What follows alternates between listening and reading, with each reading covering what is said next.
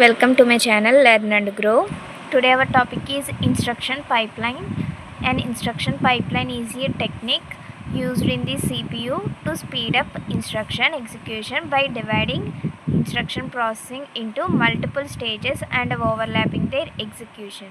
So instruction pipeline అనేది ఏంటి అంటే ఒక టెక్నిక్. సో ఎందుకు యూజ్ చేస్తున్నామంటే ఇన్స్ట్రక్షన్స్ని ఎగ్జిక్యూట్ చేసినప్పుడు వాటి యొక్క స్పీడ్ అనేది ఇంక్రీజ్ అవుతుంది. సో ఎలా ఇంక్రీజ్ అవుతుంది అంటే ఇన్స్ట్రక్షన్స్ని మల్టిపుల్ స్టేజెస్గా మనం డివైడ్ చేస్తాం.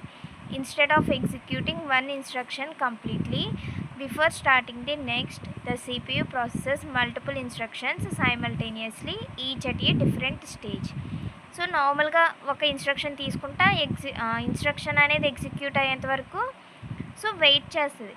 బట్ ఇక్కడ ఇన్స్ట్రక్షన్ పైప్లైన్ వల్ల ఏమవుతుంది అంటే మనకి డిఫరెంట్ స్టేజెస్లో మనకి ప్రాసెసింగ్ అనేది జరుగుతుంది. అంటే ఇన్స్ట్రక్షన్స్ అనేవి ఒక స్టేజ్ కంప్లీట్ అయితే ఇంకొక స్టేజ్ ఆటోమేటిక్గా జరుగుతుంది. సో అంటే CPU process multiple instructions simultaneously. So multiple ఇన్స్ట్రక్షన్స్ని సైమల్టేనియస్గా తీసుకుంటుంది అంటే ప్రాసెస్ చేస్తుంది. Stages of instruction pipeline. So total 5 stages of instruction pipelines ఉంటాయి. First one instruction fetch. So fetch the instruction from memory using the program counter. So fetch means తీసుకోవడం, అంటే memory నుంచి data are ఇన్స్ట్రక్షన్స్ని తీసుకుంటుంది. So దేని use చేసుకునే ఇన్స్ట్రక్షన్స్ని fetch చేస్తుంది అంటే program counter PC. Next instruction decode ID. Decode the fetched instruction to find the operation and ఆపరేండ్. So instruction ఏదైతే fetch చేసుకుందో ఆ ఇన్స్ట్రక్షన్ని డీకోడ్ చేస్తుంది. సో డీకోడ్ చేసి సో ఏ ఆపరేషన్ పెర్ఫామ్ చేయాలి ఆపరేండ్స్కి అని చెప్పి ఫైండ్ అవుట్ చేస్తుంది instruction decode. And third one execute.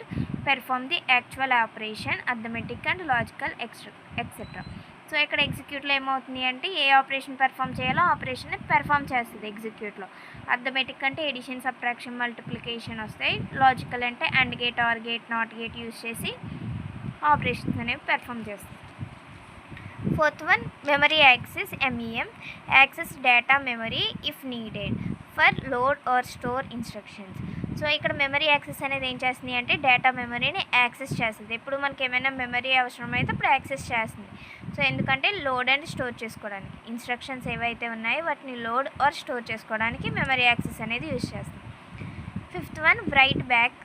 Right the result back to the register file.